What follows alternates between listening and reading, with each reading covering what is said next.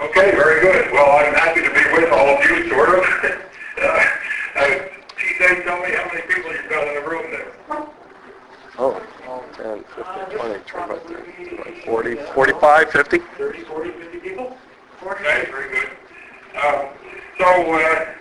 You probably know we're having a blizzard up here. I'm snowed in at the moment.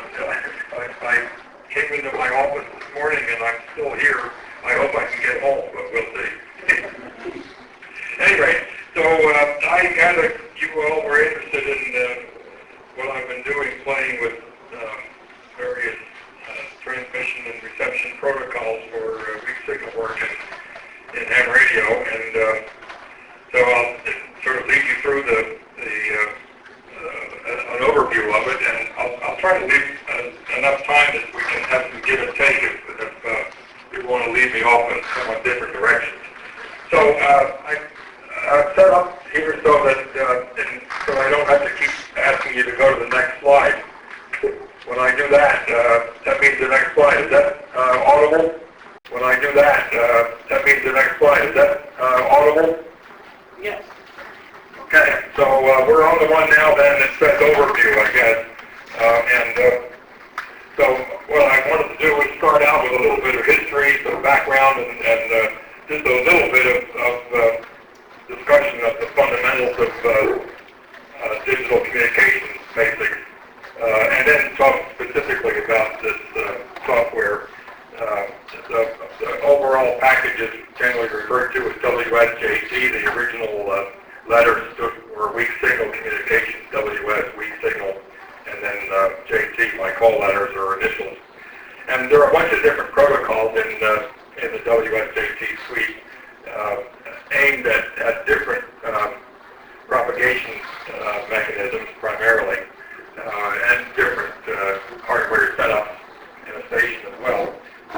The original emphasis was all VHF oriented because that's always been a principal interest of my own, but recently it's become the fact, at least, that a couple of these protocols are very effective for DXing and HF, particularly for people that are constrained to have low power or small antennas or both. You can basically work around the world with JT65 or JT9 with a few watts and an indoor antenna if necessary. So that's kind of fun. So there we go to the next one. This all started a little more than 10 years ago now, when I was thinking of bringing into ham radio some of the tricks and techniques that I'd learned as a radio astronomer. A lot of the signal processing mechanisms and algorithms and so forth carry over from one field into the other. And although I had put aside ham radio for nearly 35 years after being an avid ham as a teenager, I sort of got back into more active ham radio around the turn of the century. So the original objectives were to generate digital modes that would work well on meteor scatter or on moon bounce. So we wanted them to work with reasonable signal levels that could be generated with a less than superstation. Moon bounce is tough, of course, always. One of the reasons it's fun is that it's possible to do with amateur power levels and kinds of antennas that you could build in an amateur backyard, but it's only barely possible. So it's a challenge, and therefore it's a lot of fun. Meteor scatter is fun for similar reasons. You can basically on 6 meters or 2 meters, you can work anybody within 12 or 1,300 miles of you more or less at any time with this software. The constraints and trade-offs that you have to consider when thinking about how to achieve these objectives are summarized briefly in the middle of that slide. Transmitter power, of course, is desirable, but it's expensive, and anyway, we're limited by regulatory limits. Bandwidth is generally, particularly on the VHF band,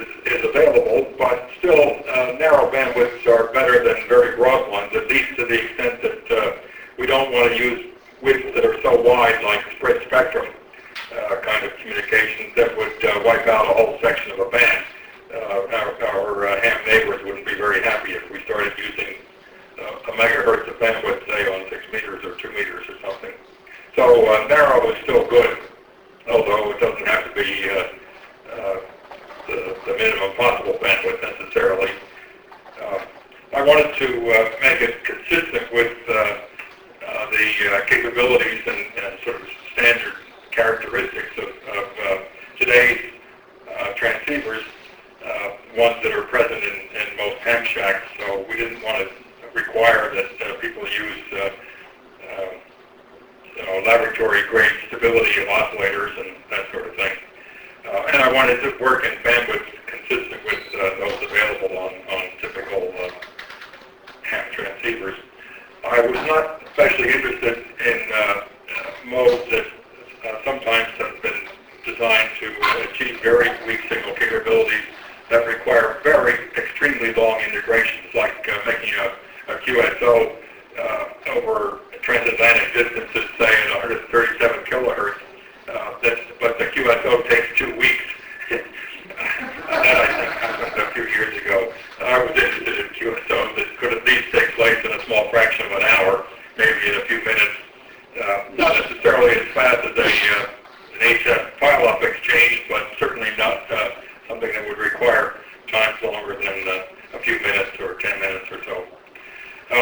So we're left with the ability to make a lot of different choices, primarily having to do with the way the signal is encoded and the way it's impressed upon a radio frequency carrier. So coding and modulation are going to be important considerations, and we're going to make these choices that are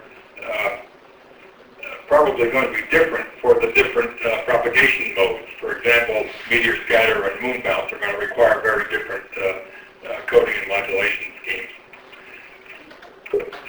So on to the next one here. And by the way, maybe this is the time just to take a quick break and for feedback. Am I being overly pedantic here, or roughly the right level of assumed background as everybody else in the room? What do you say, TJ? Everybody said you're good to go. Okay, so we'll just continue. And I think you can, if you need to get my attention at any point, you can probably just shout out and slow me down or ask me a question or whatever. Otherwise, we'll get to that in due course.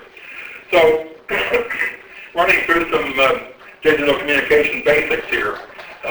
We've got a number of different things we can play with as essential design choices. We can play with the data rate. We can play with the throughput. They aren't necessarily the same. We can play with structuring the messages in particular ways. It's going to be, for example, a lot easier to decode a message if you know something about the way it was put together.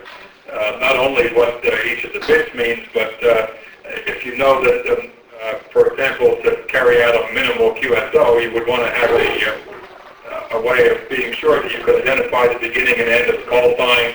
The special characters like a CQ or a QRZ or something might be part of it. So there are various different ways that you can think about encoding the typical information that's going to be used in a minimal QSO through source compression, source encoding that involves compression. You would like to add some redundancy so that errors can be detected and perhaps even repaired without asking for a repeat. So you're going to want to generate messages that have a lot of redundancy built in with special error control coding. You can certainly play with the modulation type and the bandwidth required. And it may well be important to generate as part of the protocol some type of synchronization so that the beginning and end of parts of the message will be at known times, known to the receiver as well as specified at the transmitter. These things all sort of contrive together to make the encoding algorithm more effective. The minimal information exchange for a contact is going to involve at least a pair of call signs, a signal report, some way of transferring an acknowledgement to be sure that all information has been received successfully, that sort of thing. And the ways in which you're going to optimize that are going to be substantially different for different types of propagation. And this is a couple of examples. Let's take the meteor scatter case and the moon bounce case. On meteor scatter, on the VHF bands, particularly good examples are 6 and 2 meters, say. The meteor trails that are the most prevalent are ones that are so-called under-dense trails that'll reflect the signal, but only for a fraction of a second, typically. The signal strength will be significant. Even with 100 watts in a single Yagi on 2 meters, say, a station 1,000 miles away will produce meteor reflected signals at your station, your comparable stations. That'll last typically 0.2 of a second, maybe even less. So you would like to be transmitting at a data rate fast enough that even in a couple of tenths of a second, you'll get enough characters that you could exchange a useful bunch of information for a contact, say a pair of call signs and a signal report and a roger or something like that.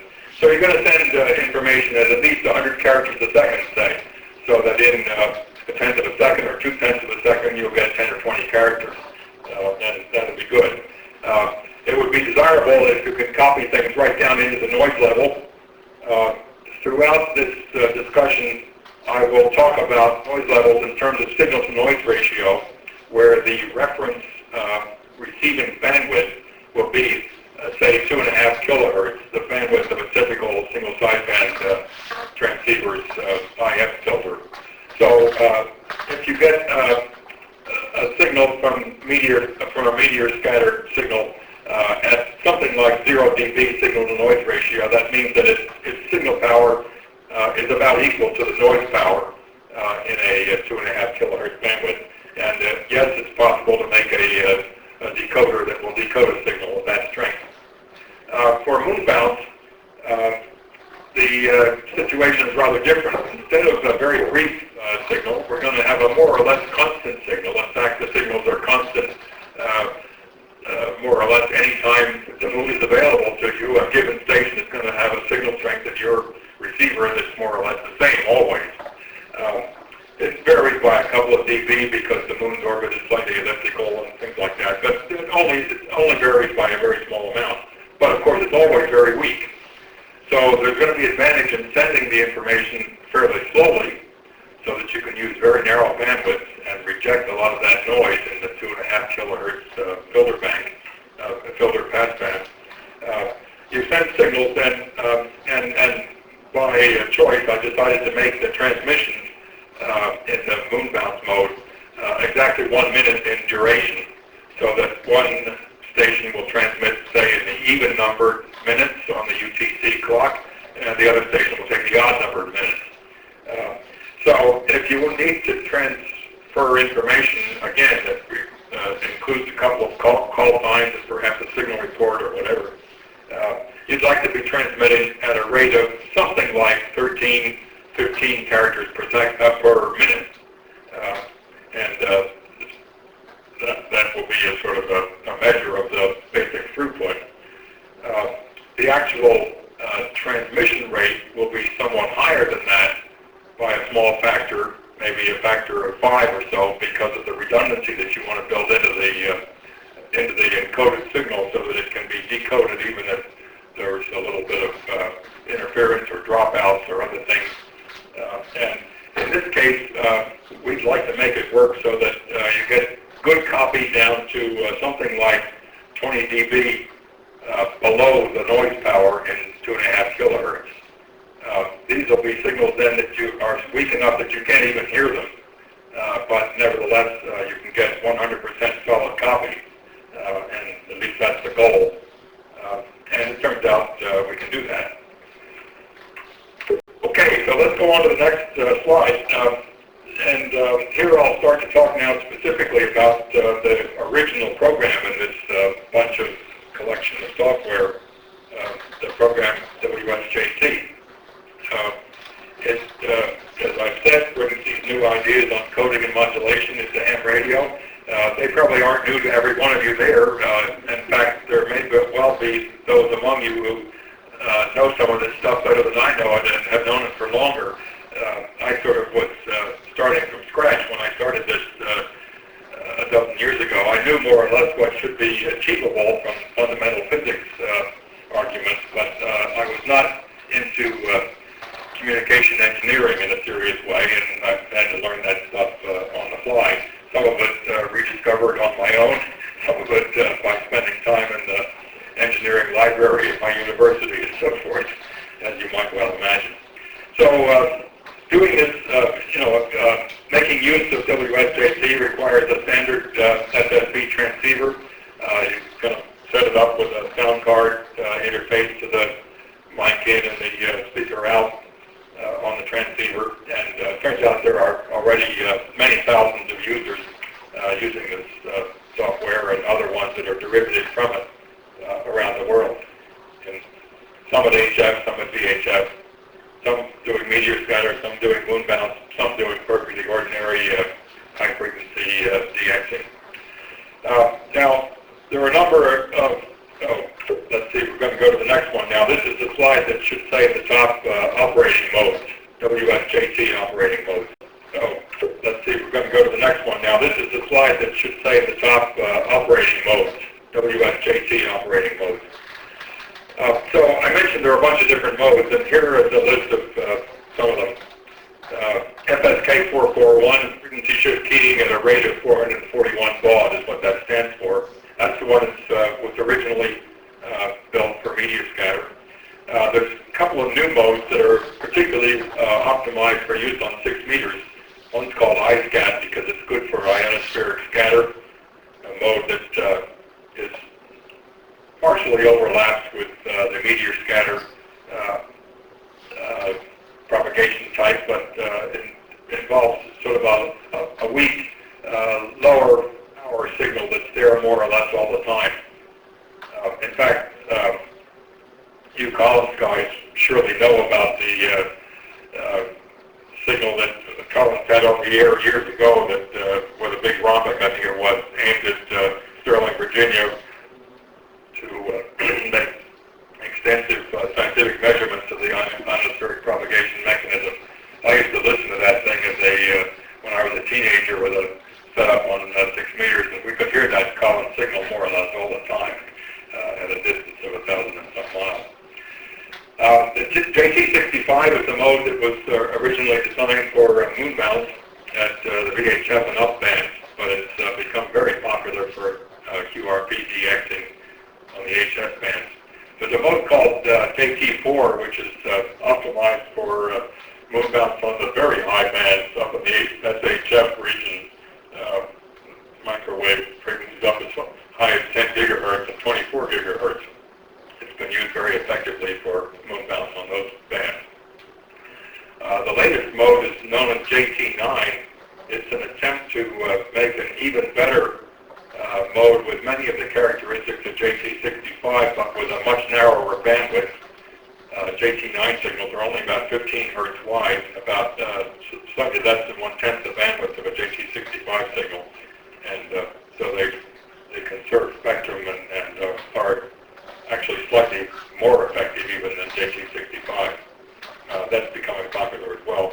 Then there's this funny mode called Whisper, WSPR, pronounced Whisper, which is sort of a quasi-beacon mode. It's not for making two-way contacts where you exchange information in both directions, but rather you put a signal on the air for a brief interval. It's actually a 2-minute interval, and other stations around the world can report when they've heard it, and I'll get onto that more in a few minutes if you're not familiar with it.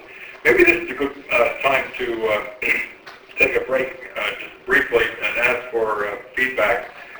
TJ, could you look around the room and find out how many people there have actually used, for example, FSK441 or iSCAT? Anybody? Yeah. Zero. How about JT65? Yeah. About 10 people. Yeah, okay. And JT9? There are about 3 of us. All right. And what about Whisper? Yeah. About 10 again. 10 few people that are familiar with these things anyway, and I'll probably bore some of you going through these details, but in any case, I know more or less where we stand now. So let's go ahead to the next slide. The next slide here. This is the one JT65, JT4, JT9 protocols. I'll just briefly go through some of the characteristics of these protocols. And these three modes share the following characteristics. They all use 60-second time sequences of transmission and reception. So you transmit for a minute, and then I transmit for a minute. That means we have to have our computer clock set accurately to UTC. And most people do that with some sort of an internet connection that does it, but you can also do it with a GPS receiver. You can even do it with WWZ to sufficient accuracy. You need your computer clock to be good to about 1 second. A couple seconds will do. All these modes use these compact structured messages. I'll show some examples of those in a minute, but they're built to enable the largest amount of information to pass through even with limitations provided by the data rates and modulation schemes that are chosen. All three modes have these very strong error-correcting codes built into them. In effect, this means that the decoder can tell whether or not the received message is corrupt. And if it's somewhat corrupt, it can probably fix it. There's enough redundancy in there.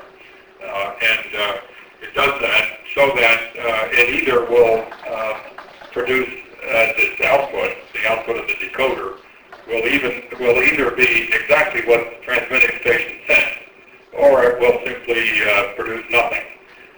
So you very seldom will see a false decode or a decode. You never see things like a decoded message with 1 or 2 characters wrong. Either the whole thing is right, or you get nothing at all. That takes a little bit of getting used to, but not much. And it's effective, and it means that when you decode a call sign, for example, you know who you've been hearing from. All three of these modes use multi-tone frequency shift keying. There are, of course, other modulation schemes that you might imagine using, including phase shift keying. One of the advantages of multi-tone frequency shift keying is that the bandwidth can be controlled readily, and you don't need a linear transmitter. So you can use Class C or even Class D, Class E amplifiers if you want, which is of some help. Although for most of us, if we've got an amplifier at all, these days we want to work on SSB, so we do have linear amplifiers. But in fact, you don't need those for these modes. All of these modes, JT4, 9, and 65, all get you down to somewhere in the range 10 to 15 dB below what a very good, skilled, weak signal CW operator can handle, can copy. That means they get down to minus 24, minus 26, minus 28 dB even on this reference scale where the reference noise level is the noise power in that 2.5 kilohertz passband. You can just about start to hear a CW signal at around minus 15 dB on that scale. So we get 10 to 15 dB further below that. The original goal, of course, of these very weak signal non-meteor scatter modes was moon bounce. And there are something over 1,000 moon bounce users now using these modes on, using in particular JT65 on EME. Most of them on 2 meters, some also at 432 and 1296 megahertz. And there are thousands of users of these protocols on HF. I don't know really what that total number is, but I do know that the number of moon bouncers on 2 meters is close to 1,000 or more, because I've worked 800 of something of them, and I know I haven't worked them all. Okay, so on to the next one. A basic JT65 QSO, if you haven't done it, looks something like the message exchange is shown in this slide. There's a picture there of the WSJT screen which you probably can't see very well. And on the right-hand side, you'll see in black messages being sent by one station. RU1AA has a good signal on 2 meters for EME, and he's calling CQ, and I called him back. So he sends CQ RU1AA, his grid locator, KO48. I come back with his call and my grid locator, FN20. He copies that, he comes back and gives me a signal report, minus 14 dB, and I come back to him and say, you're minus 7. That minus 7 is a really strong signal on 2 meter EME. That means I could hear it. I could have worked him on CW, in fact. But I could have heard him even if he turned his power down by, nearly 20 more dB. Anyway, then we exchanged Rogers, and a very small kind of chit-chat at the end. I said something like, "Fine business signal, Alex," and he said, "Thanks, Joe." You can send any arbitrary string of characters, up to 13 characters total, with this protocol, in addition to the structured messages. So it's not these are not modes for rec chewing, but people get used to the 13 character limit, and you can send a surprising amount of stuff in 13 characters with the usual type of ham abbreviations. So does this mode JT65 really work? And the answer is yes, it really does. And I'll just put down a few statistics there of what I've done on 2 meter EME moonbounce. I've worked all states in 125 countries, 36 CQ zones, 600 and something grid locators, and so forth. So there's a lot of interest in it, a lot of people using it. You can get on with a single Yagi on 2 meters and a couple hundred watts, and you can work some of the bigger stations anywhere in the world by reflecting your signal off the moon. It's a lot of fun. So let's go on and talk briefly about one of the other programs, WSPR. So WSPR, the original acronym stood for Weak Signal Propagation Reporter. But it was nice that it had a pronounceable acronym word, WSPR, and we talk about whispering around the world using low power, quasi-beacon-like transmissions. These transmissions take 2 minutes instead of 1 minute, and when you start up the WSPR program, you need to have it all configured more or less the same way that you do for WSJT, but in this case, you're going to be listening to the transmissions from other stations, perhaps reporting your reception reports to a central database that I'll get to in a minute, and from time to time you will transmit as well. The sequence of whether the program decides whether you're going to transmit or receive in a given 2-minute sequence, and it randomizes that so that other people active at the same time on the same band will hear your transmission from time to time because they'll be receiving when you transmit, and vice versa. But the actual times at which it decides to transmit will be randomized separately on for each station. The WSPR message is very simple. It always consists of 3 fields: a call sign, a grid locator, giving effectively your location on the Earth, latitude and longitude, and finally a number which is your transmitter power in dB relative to 1 milliwatt. So the example message shown there, K1JT FN20 37, means that I'm running 5 watts, 37 dB above 1 milliwatt, and it gives my location.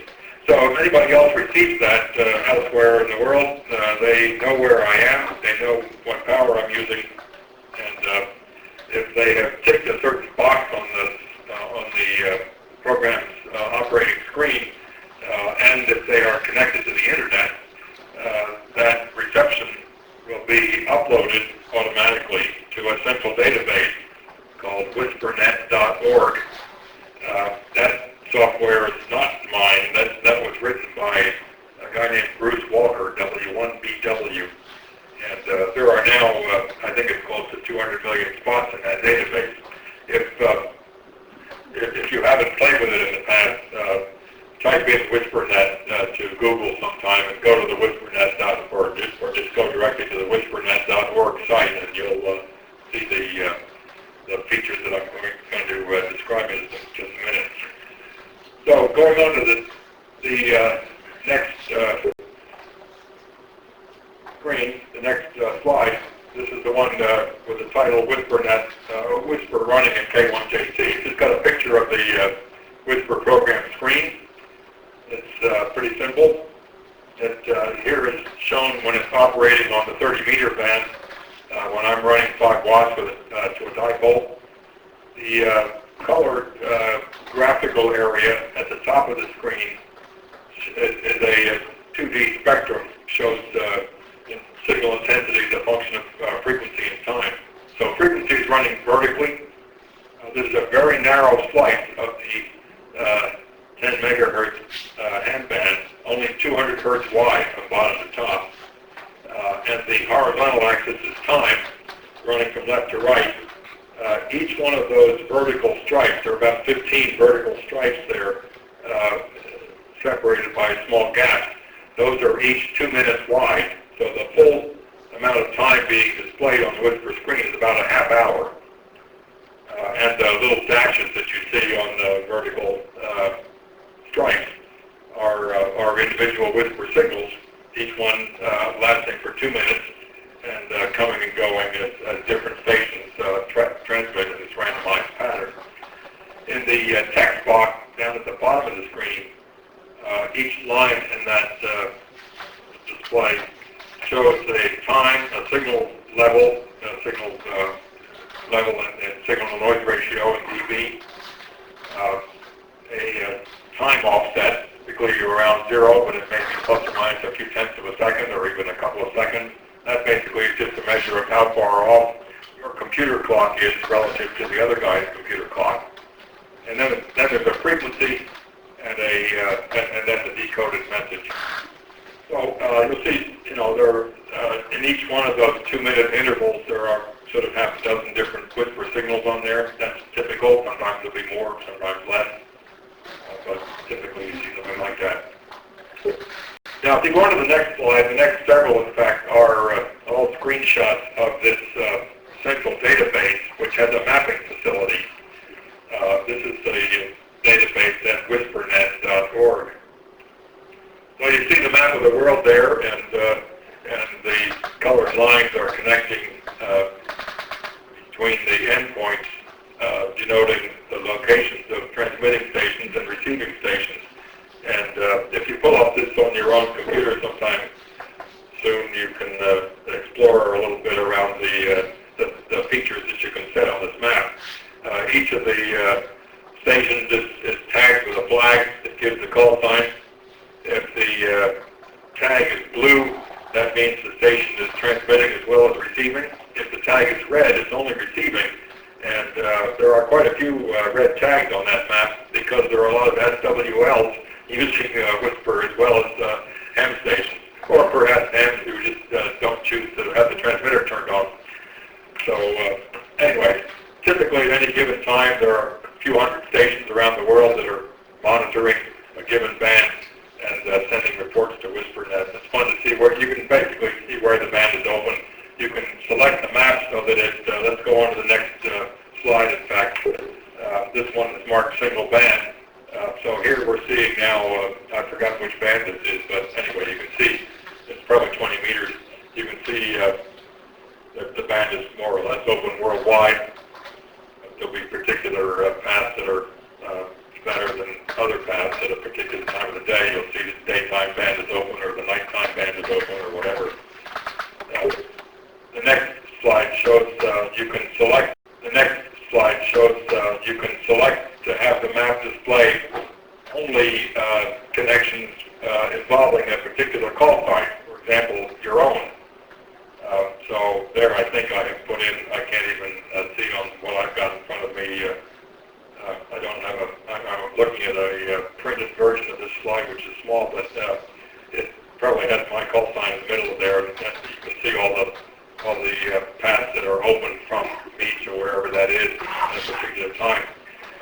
click on the particular label for a station, it will pop up as shown in the next slide. A selected call sign that has been clicked on will pop up a little white balloon that will show all the signals that are receiving that station and all the stations that station is receiving.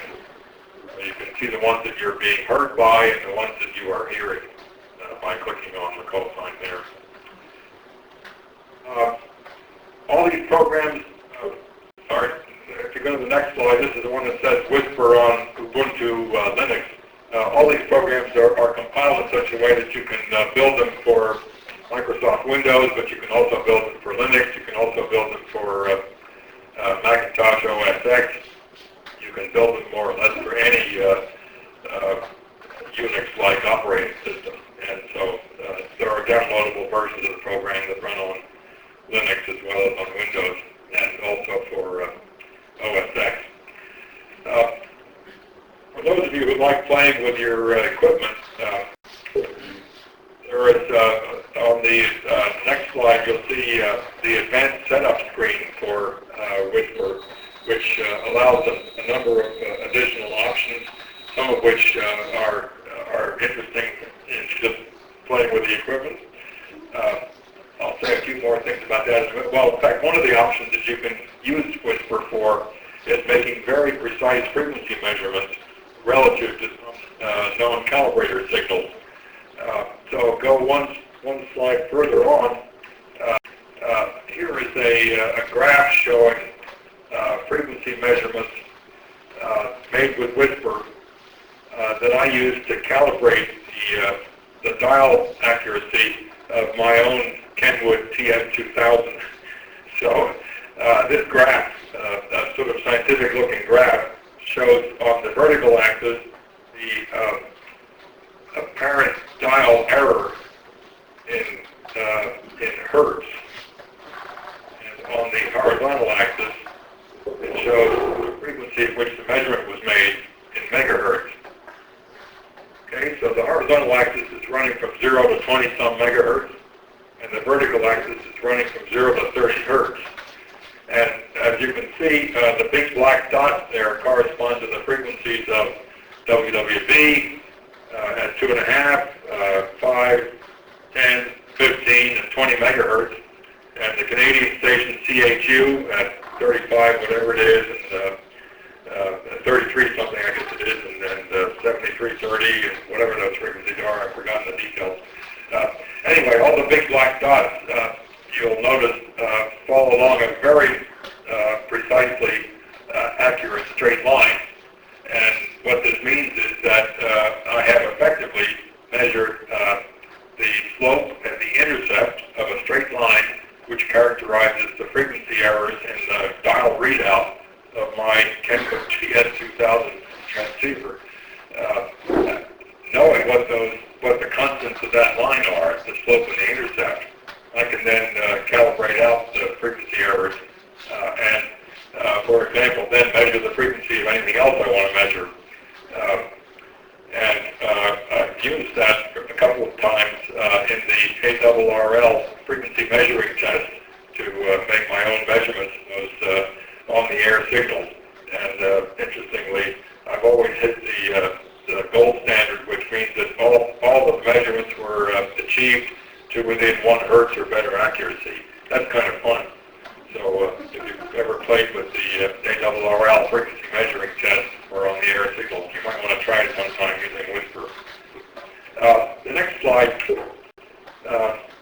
shows another Whisper feature which allows you to use interesting SDR-style receivers. For example, even the very simple soft rock setups that enable you to basically with just a handful of parts make a basic transceiver, both transmitting and receiving signals with using SDR-style technology. And Whisper supports that and allows you to get the in-phase and quadratry signals out of your soft rock, bring them into your sound card, bring it into the computer. The computer also generates the appropriate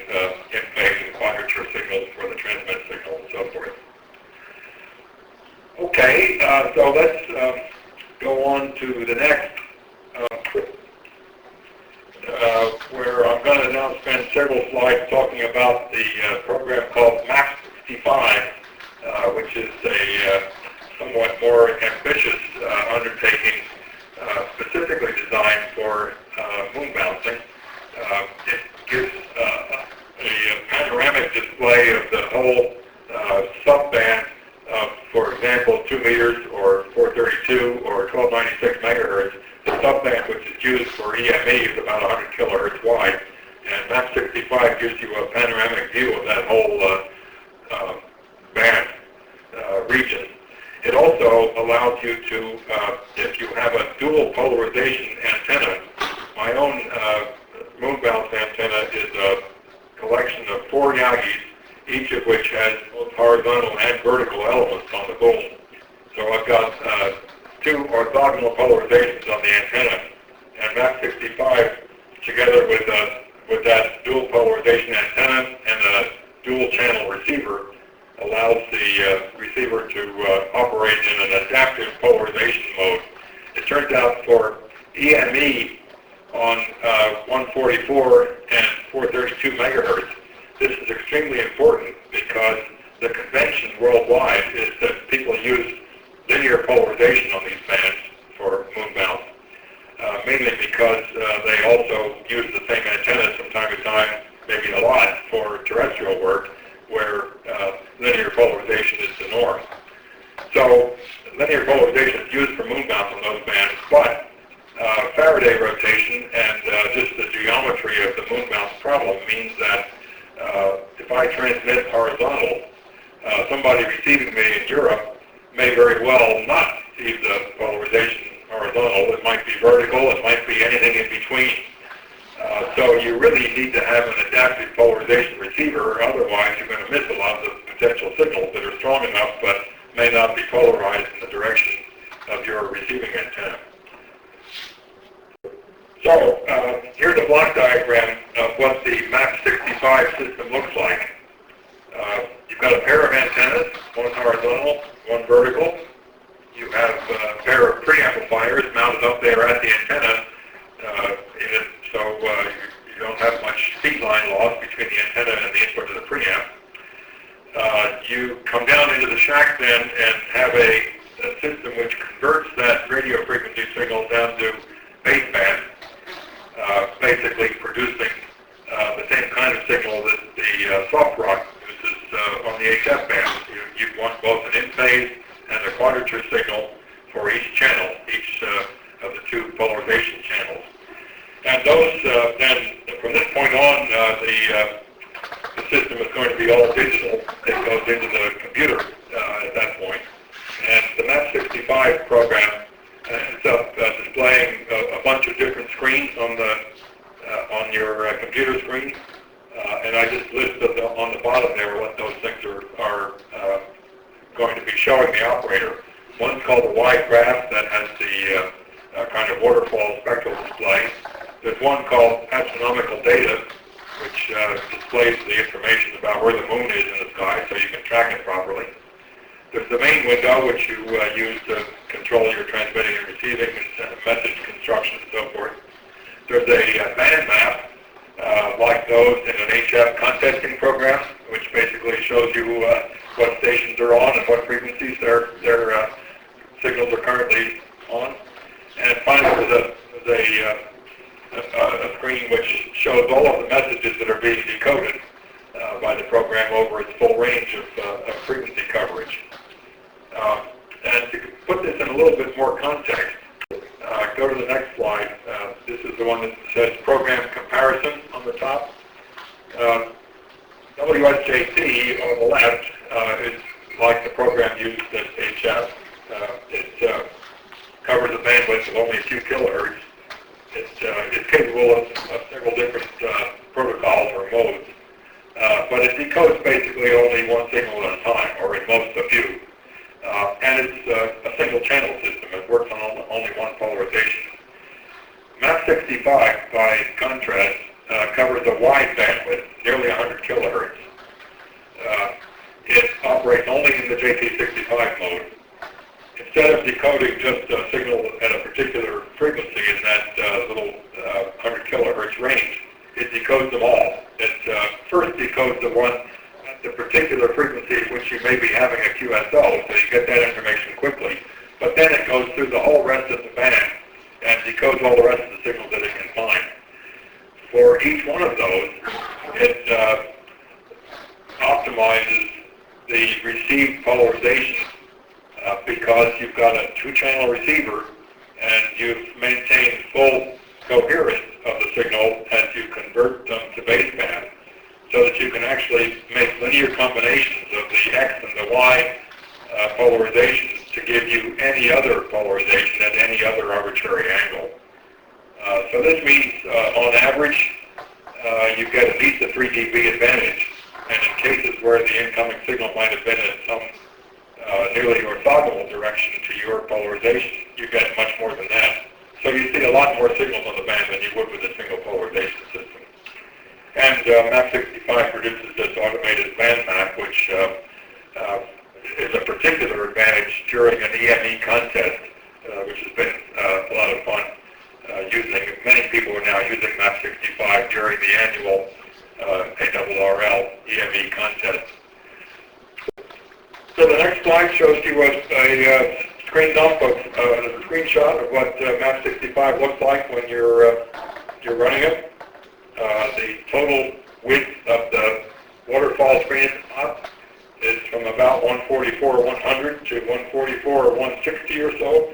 That 60 kilohertz slice is the range used by nearly all 2-meter EME these days.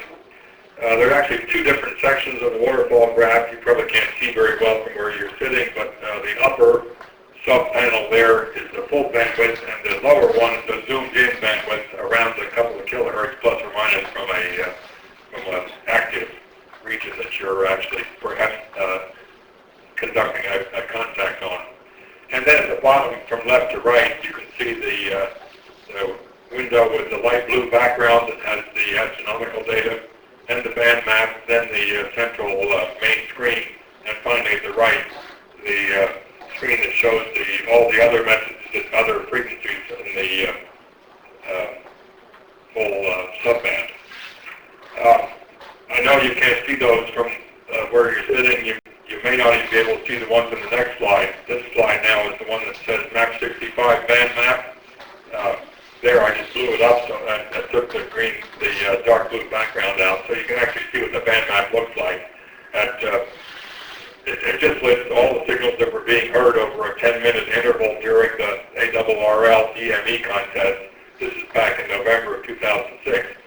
At the time, I was using just a pair of fairly modest 10-element Yagis on 2 meters. Those are only the Yagis that are only 20 feet long, so they're something that's only a little bit bigger than a TV antenna. And yet, just receiving on those antennas over a 10-minute interval, I got whatever it is, something like 50 different EME stations on there. So this is a really powerful system for making good use of 2 meters for intercontinental moon bounce work. Okay, what are we doing? How are we doing for time, TJ? Are we all right? We got 10 minutes more? Yeah, that's all right. Okay, good. So go to the next slide. This is the one that says WSJT-X. The latest version of this WSJT program has a -X on it. It stood for experimental or extended or something. It's primarily built for the surprisingly popular use at HF of these programs. I didn't design them for HF especially, but they became used by a lot of people, and so we started putting in features that were going to be attractive for that particular purpose. So here the target usage is QRP DXing. The program works in two modes, JT65A, that's one of the JT65 submodes, and JT9 is the other one. It has now brought into WSJT some of the MAP65-like features. That is, it works over a range of frequencies. In this case, the range of frequencies is only a few kilohertz, up to something like 5 kilohertz. But because the JT9 signals in particular are so narrow, only 15 hertz wide, you can get dozens of JT9 signals into that passband. In fact, you can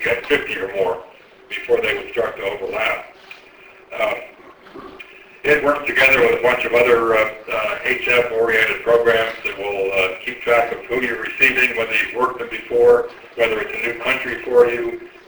It again does something like Whisper by uploading your decoded signals to a central database. You can Google, if you haven't used this, Google something called PSK Reporter, and you'll find that you can see a worldwide map of all the JT65 signals that are being transmitted and received at different locations around the world. Again, you can see where the band is open and all that sort of interesting information.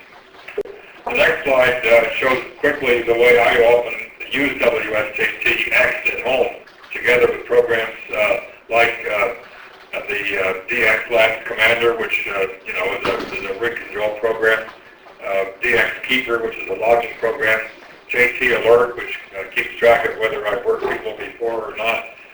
Those programs are all written by other people, but they are made to be cooperatively interactive with WSJT-X.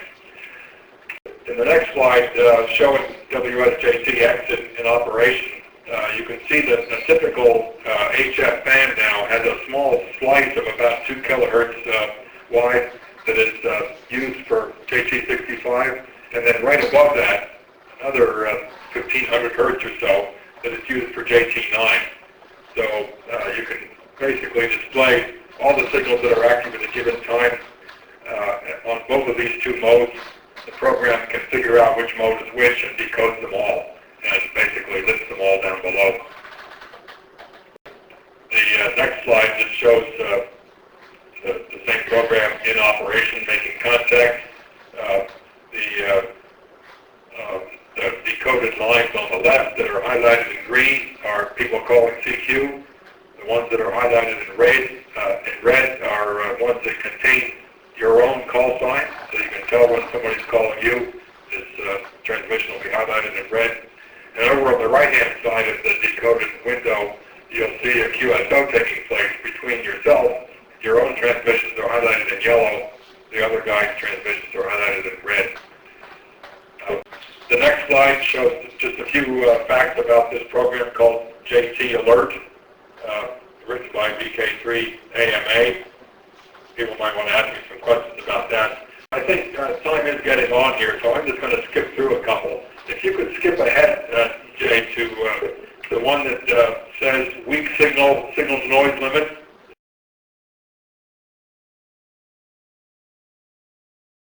The table of different modes, weak signal S/N limits. Just to sum up there, the signal sideband on this scale of signal-to-noise ratios that I've been using, you can just about hear a signal sideband signal and maybe copy your own call and other familiar things if the signal-to-noise ratio is around plus 3 dB or so. FSK 441 works down to minus 1 dB or thereabouts. If you're doing CW and you're a good operator, you can get down to something like minus 15 dB on this scale. Why is that? Well, of course, it's because your ear is a good filter, and your decoding skill gets you down to an effective bandwidth on the order of 50 to 100 hertz. And so even though you may be using a single sideband filter, you can pick out a narrow band signal, something like 15 dB below the total noise power. With iSCAT, you get down to minus 17 or so. With JT4, maybe minus 22, and so forth down to Whisper at minus 28. So these things down in the JT4 and below, you're getting well below the audible level. You can't hear those signals at all, but you can decode them, and decode them basically in an error-free way with these protocols. So finally, the last slide here, this got information on it. Shows the address of the WSJT homepage. You can just Google WSJT and you'll get there quickly enough. The programs are all open source. If you're into programs at all, you might be interested in the source code. You can get it there. Interestingly, the graphical user interfaces are written in Python, or the most recent ones are written in C++ with T. The number crunching is done in the ancient but honorable language of Fortran. that always gets laughed when I mention it. It shows something about how old I am, I guess, but it's a good language for digital signal processing and so forth. And I'll just say that one more slide there, if you go to the very last one, there are a bunch of people that have been contributing now, software, documentation, packaging, and so forth, and their call signs are shown there. So let me stop at that point, and maybe TJ will tell me if there are some questions. Well, I have a question. Is the memory leak on the OS 10 version of Whisper ever get fixed? I'm sure it has. I haven't tried it for quite a while. As far as I know, but I don't ordinarily run OS 10. I haven't heard any complaints when people do use it on OS 10. Okay, it used to crash after about 10 minutes. It was so hard to recreate. It was always a bug. That's what I was trying to do. Okay, well, Okay, I guess I knew about that once, but I've long since forgotten about it. I think it must have been fixed. Oh, great. I'll give you a shot to get home. Okay. Vince, AIE has a question. On WSJT-X, there's the decode for normal and deepest. What did they do differently? I'm sorry, What's the difference between normal and deepest decodes? Oh, good. Okay. On WSJT-X, I guess, is the only one that has that option on the decode menu. It's let's see, the decoder in the JT9 mode is a so-called sequential decoder of a convolutional code. That means that the time to decode is the probability distribution of time to decode has a long tail, so that occasionally it will take more or less forever. So the decoder has to have built into it a timeout mechanism that will say, if you haven't got it by now, give up. And that option about whether it's normal or deep or deepest basically sets what that limit is. So if you've got a fast computer, set it to deepest. If you have a relatively slow computer, you may not want to choose that because some decode will then seem to take too long. Thank you. Anybody else? Yeah? When I hear a particular digital signal on the air, how do I determine what kind it is? I'd like to join in on the QSO or listen, but most of the time there's so many I can't figure out what program to bring on. So the question is, how do we know what signal he's hearing, whether it's JT65 or JT9 or what is he listening to? How do you know what program to use or what mode to use? Yeah, well, the program figures out which mode by looking for the synchronizing pattern, and the two different modes have very different patterns. In addition, for reasons of decoding speed, when you opt to have WSJT-X operate in dual mode operation, that is, that it will look for both JT65 and JT9 signals, it puts on the screen a little blue line on the frequency scale of the waterfall that means to the left of the blue line, look for JT65 signals, and to the right, look for JT9 signals. You can still decode the other kind on the wrong side of the blue line if you double-click on them. But by default, the automatic decoder will look for one kind to the left of the line and the other kind to the right of the line. And JT modes are in a certain part of each band. So if you're in that part of the band and you hear signals, then that's probably what you're hearing. Maybe Right, they're pretty much fixed frequencies. Yeah, that's exactly right. For example, on 20 meters, you put your dial, you always operate on the upper sideband, and on 20 meters, put your dial at 14,076. Then you'll get JT65 up to about the middle of the WSJT screen, and JT9 will be above that. Do you have any advice for other modes like Olivia and Contessa and all those weird ones that are out there? any advice for other modes? I'm not sure what kind of advice you're thinking of. How do I tell what they are when I hear them? So Ham Radio Deluxe has a feature built in called RSIP, and if you have that clicked off, it'll tell you what the signal is in the bottom right. It'll click up and bring a little pop-up like your,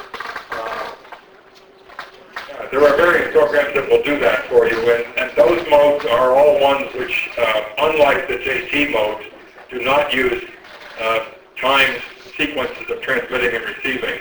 The JT modes do that, and so it puts them in a different category. Yeah, that's another thing that makes it kind of easy to identify the JT modes, because you're listening to them, and then the minute clicks over on the clock, and then everything goes silent. You know what you're listening to. Everything is silent between about 50 seconds and the top of the minute. and I understand the source code has been given, Joe gave the source code to the HRDX to incorporate. Is that? Oh, I don't know. Vince is asking if the source code was given to the HRD people so they could integrate that into their digital mode software, I guess. Is that what you're saying? Well, HRD people have emailed me a few times asking about that. And I mean, the source code is open. They're welcome to it. It's there for anybody to take. However, as far as I know, HRD doesn't have built into it the necessary timing scheme that will set up 1 minute time transmission. And although you could easily move over the decoder and the encoder, the timing stuff would still have to be built into the program, and I don't think they've thought about that very much. Yeah, just wondering from WSPRnet, on the websites where they list common transmission frequencies by band? Yeah, WSPRnet has a frequency. Yeah, I think it has the frequencies on the left-hand There's actual side. software too. When you select the band you want to operate on, it tells you what section. Okay. Right. Give that for you. Yeah, and if you go to the WSPRnet screen, it's got the target frequencies on the left-hand side of the screen. They're always there. Anybody else? I think I did, Joe. Okay, it's been a pleasure, guys. I got to go dig out my car from under the snowbank now. I really appreciate you stopping by, and maybe we'll have you again in the future with maybe something else. Or you Join the audio. Never know. yeah, we've been recording the audio and stuff, and we're going to post that on YouTube if that's all right. Sure, that's okay with me.